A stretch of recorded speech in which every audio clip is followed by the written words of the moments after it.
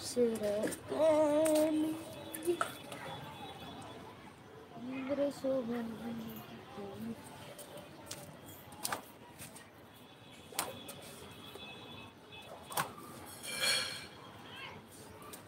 चल पुढे ये. हळूहळू दोघं पाय व्यवस्थित हे कर. असं हालायला लागला असं हालू नको ती. असं हातांवर असं जोर द्यायचं म्हणजे तो माणूस बॅलेन्स राहतो ती.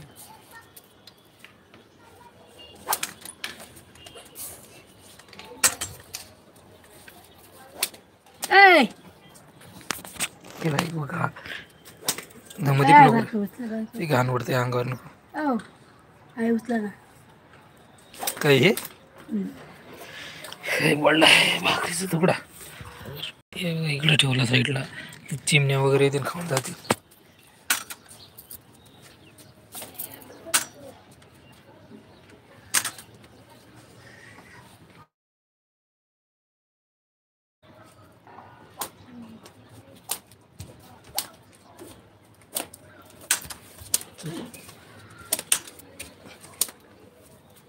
मध्ये तो कुठून तोडला तू याला? तू कशाला तोडलाय? पडलेलं कसं काय असतं मलाच कळत नाही. पाडायचं तोडायचं नाही वरती. एका मित्रांनो असं बायकोला चालण्याची प्रॅक्टिस करतोय. डायरेक्ट दोघं पाय कमरेपासून चालणं बंद झालंय.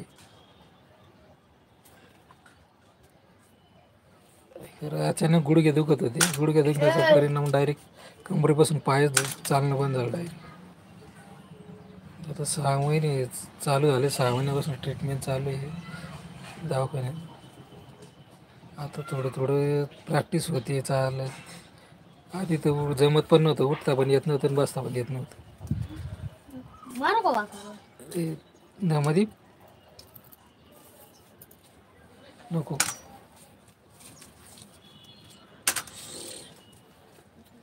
ओके.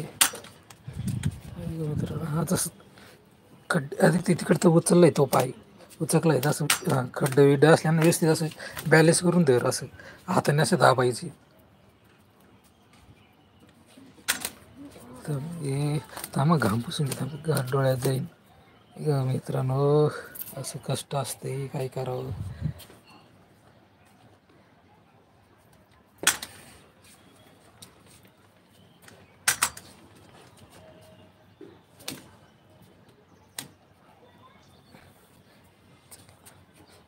असं थोडं खांदीवरती जागा आली ना थोडं हालायला लागलं ना मोठं आहे ना व्यवस्थित असं दाबायचं खाली म्हणजे तुझं बॅलेन्स राहते पडणार नाही तू.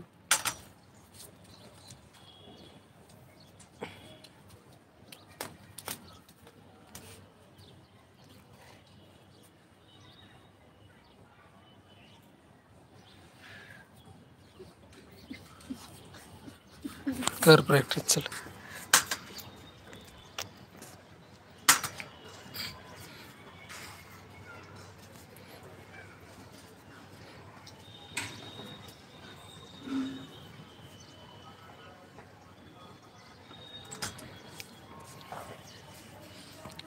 तर 6 महिन्यापासून प्रॅक्टिस चालू आहे.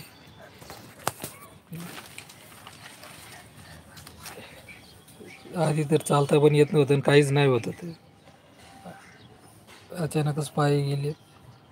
आता थोडे थोडे होतंय त्यांना जरा म्हणजे जोर येत आहे. आता वाकरणे ट्राय चालू आहे चालवायची. असं डायरेक्ट जमिनीवरून उठून चालता येत नाही अजून. दोघांनी धरून उठवावं लागते. वाकरला थोडं बरं चालता येते.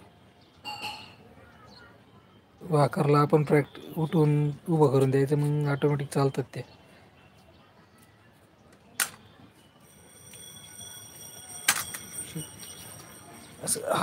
असं हात हे नको होते. असं पाय थोडं घाई व्हायला लागले ना हालायला लागले ना असं गुडघ्यांमध्ये थोडंसं जोर ताणायचं म्हणजे पडणार नाही ते.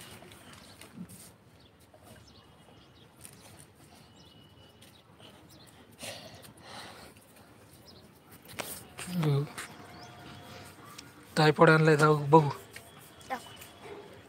टायफॉइड ते हे करणं पहिला तिथं आणून धरायचं पहिलं म्हणजे मोबाईलला नुकसान बोट काढ.